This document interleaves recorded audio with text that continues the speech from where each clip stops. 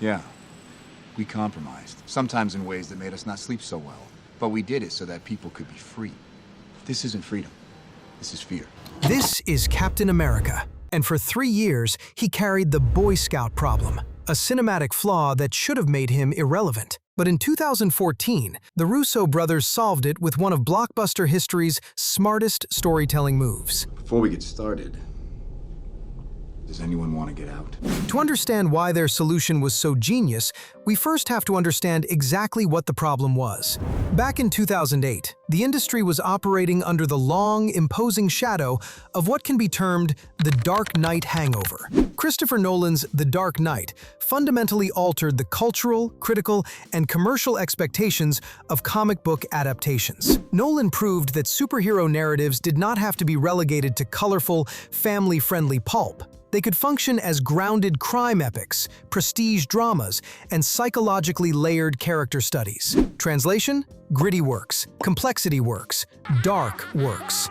And from that moment forward, if you wanted your superhero to be taken seriously, you had to dirty them up. Give them a troubled past. Give them a dark secret, a moment where they let the world break them. Make them agonize over every choice. X-Men First Class in 2011 leaned heavily into historical prestige drama, adopting a distinctly serious tone that mirrored Nolan's approach to the Batman. The Amazing Spider-Man in 2012 made Peter Parker a brooding, mysterious skateboarder with abandonment issues. The Sam Raimi version, the wide-eyed kid who was just excited to shoot webs, was apparently too cheerful for the new era. What? Even films outside the superhero genre like Skyfall in 2012 pushed this even further. James Bond, cinema's most unshakable icon, was reimagined as aging, wounded, and psychologically scarred.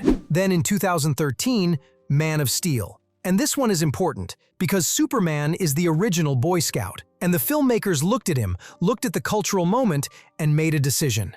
This character needs to be grounded. He needs to be confused, uncertain, and conflicted. Within the MCU, Iron Man 3 in 2013 amplified this by exploring Tony Stark's intense psychological fallout due to the Battle of New York. The message was clear. Heroes in this era must embrace darkness to survive a broken world. Boring. Now imagine being the writers of Captain America in this environment. You've got a character who literally wears the American flag as a costume, who was created in the 1940s specifically as an instrument of pure patriotism, who in his first MCU appearance was described by critics as vanilla, cheesy, and my personal favorite, solidly old-fashioned. I don't like where this is going. That last one might as well be a polite way of saying, this character doesn't belong in the modern world. And they weren't entirely wrong. Here's the brutal truth about morally pure characters, and this is something they teach in screenwriting school,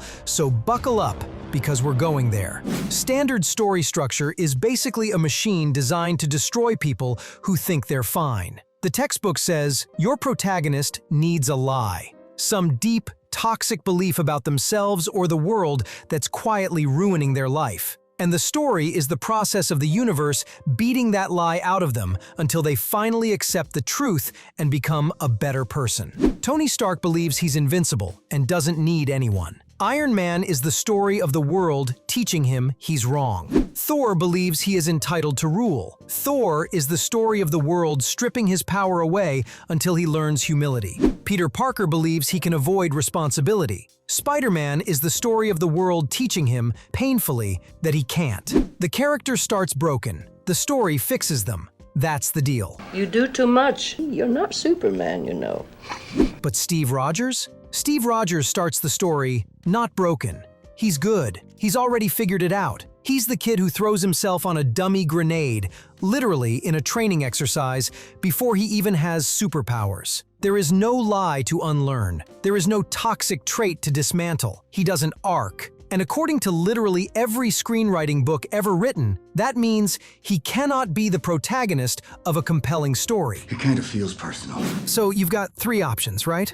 Option 1, give him a flaw. Make him secretly arrogant, or secretly prejudiced, or secretly anything.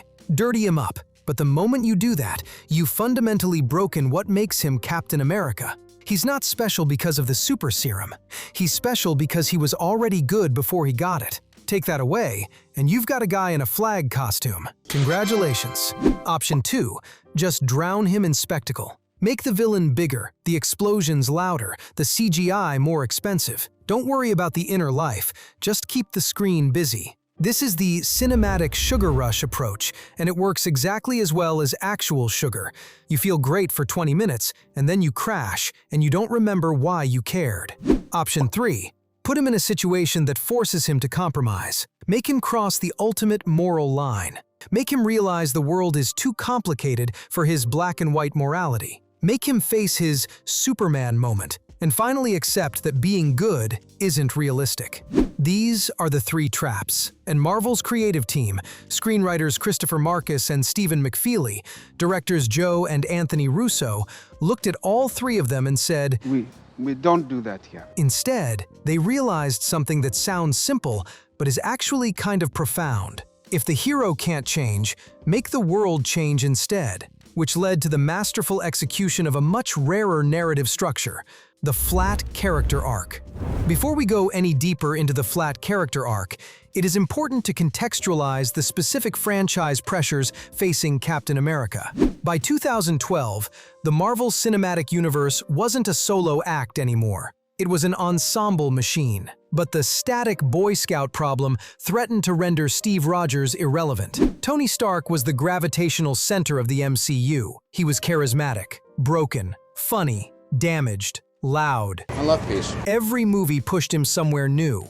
He started as a selfish war profiteer and slowly, painfully, learned to become a man willing to sacrifice everything. That's dynamic, that's flashy, that's easy to build a franchise around. And next to him, you had the guy who already had his moral compass figured out in 1943. There was a real risk that Steve Rogers would become the team captain archetype, the responsible one, the guy who gives orders while the cool characters carry the emotional weight. You can actually see flashes of that in the Avengers. Joss Whedon plays him for generational humor. I'm not afraid to hit an old man. Put on the suit. It's funny, but it's dangerous. Because if the audience laughs at Captain America instead of respecting him, you have a structural problem.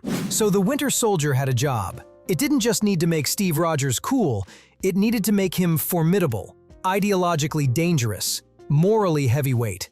He had to be right. So how do you do that? Remember the flat character arc? Yeah! In storytelling theory, there are generally 3 kinds of character arcs. Positive arc, the negative arc, and the one nobody likes to talk about. Oh my God, he's gonna say it! Say what? The flat arc. Tony Stark? Positive change. He believes a lie. The plot crushes him. He evolves. Anakin Skywalker? Negative change. He believes a lie. He embraces it. He deteriorates. But Steve Rogers? He falls under the flat arc. See, most movies rarely use this structure because it's genuinely hard to execute. And it works like this. Instead of the protagonist starting with a lie and learning the truth, the protagonist already has the truth. And the story is about them using that truth to force the broken world around them to reckon with itself. The hero doesn't arc. The world arcs. Steve Rogers doesn't need to learn anything. Everyone around him does. But don't get it twisted. You serious? A common misconception is that a flat character arc means a character without internal conflict, inevitably resulting in a boring narrative. Well, that's just lazy writing. But a critical detail that separates this from just being lazy writing is the introduction of doubt. While the character possesses the truth, they must deeply question their ability to uphold it or question whether the cost of upholding it is too high. And to achieve that level of pressure, you need exactly the right genre. So the Russo brothers made a bold, almost crazy decision. They made a spy thriller, not a superhero movie with some spy elements. A full 1970s-style political paranoia thriller, in the vein of 3 Days of the Condor, that happens to also have a man in a flag costume in it. Think about that choice for a second. The 1970s political thriller is a genre defined by institutional betrayal. The government lies. The people you trust are compromised. The agencies meant to protect you are quietly working against you. And to signal to the audience that this is a different kind of movie, they cast Robert Redford as the villain. I want to dwell on this for a second because it's brilliant. Robert Redford is not a supervillain actor. He is not a scenery-chewing bad guy. He is the face of 1970s political cinema. He was in All the President's Men. He is the genre. When he walks onto screen, your brain instinctively understands that we're in that world. The world of suits and shadows and institutions that smile while they destroy you. The villain is a bureaucrat, a charming, reasonable-sounding bureaucrat who believes in a truly terrifying idea. And that idea is Project Insight. Eliminate the threat, prevent the crime, protect the world. Doesn't sound insane, does it? It sounds almost reasonable. And that's the whole point. Nick Fury, the guy Steve works for, the guy he trusts, defends it. And Steve says, This isn't freedom. This is fear. that exchange. That is the entire movie in 2 lines of dialogue. It's a genuinely audacious move. But here's where the movie gets really dark and really good. Steve doesn't just get disagreed with, he gets hunted. S.H.I.E.L.D., his own organization, sends Strike Team after him. That elevator fight scene?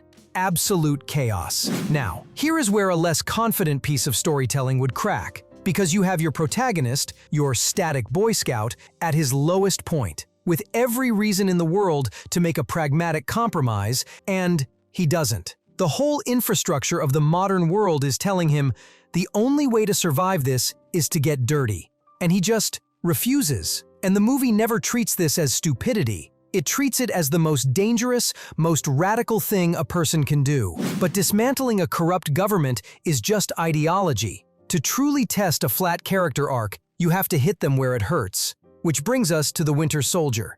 James Buchanan Barnes.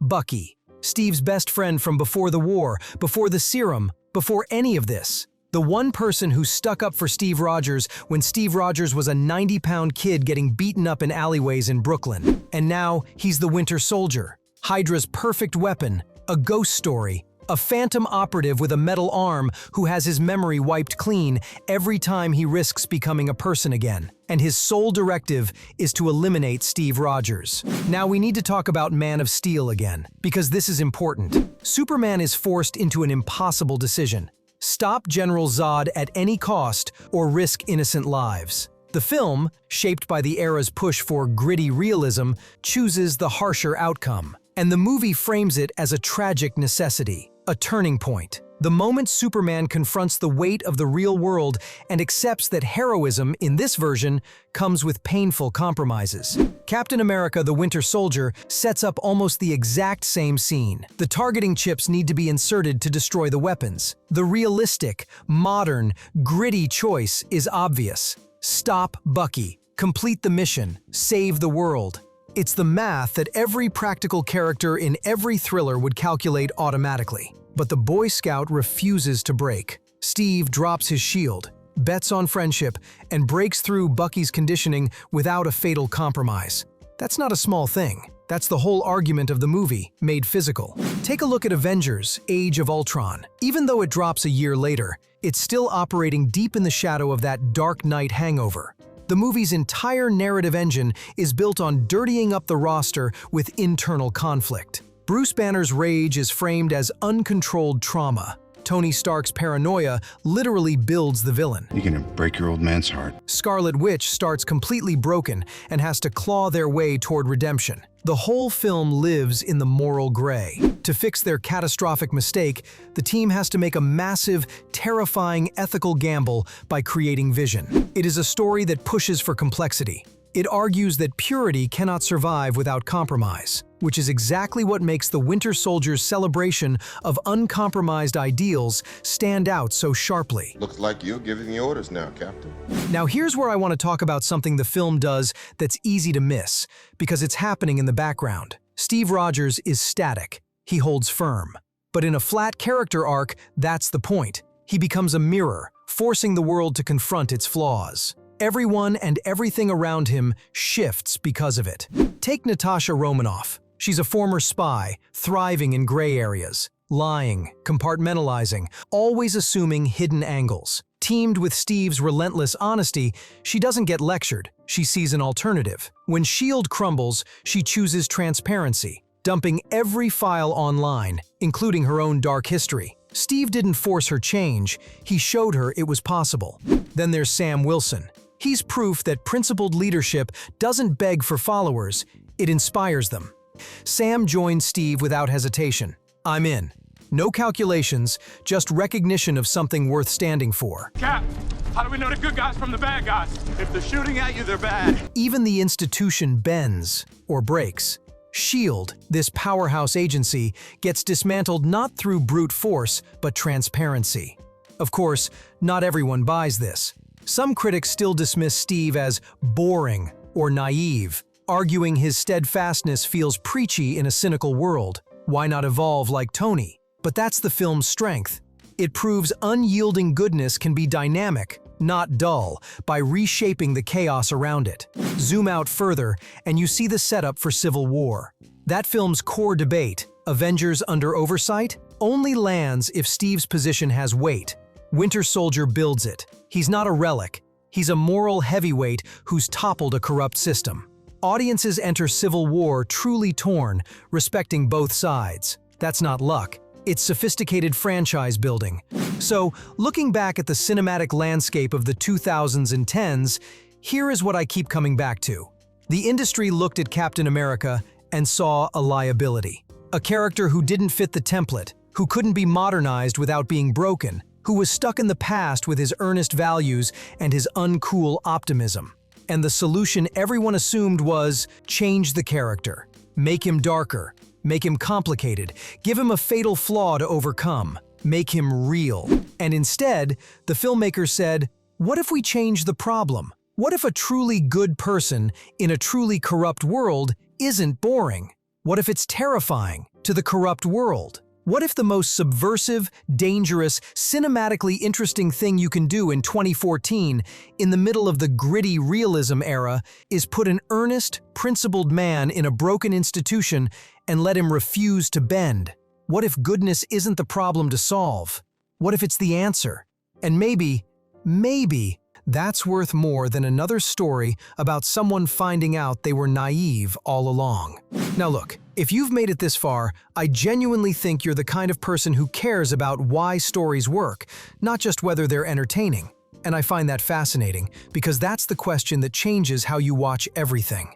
Once you understand the flat character arc, once you recognize what the filmmakers were doing, you start to see it everywhere. You see it in the characters who seem boring at first glance, but are actually holding everyone else up. You see the moments where moral clarity is being framed as a flaw when it's actually a kind of superpower. So here's what I want to know. What's your favorite story that does this? That features a character who doesn't change, but changes everything around them? Drop it in the comments. I genuinely read them, and honestly, the answers I got last time led directly to this very video. Don't forget to hit that subscribe button. Thanks for watching. I can do this all day. Yeah, I know.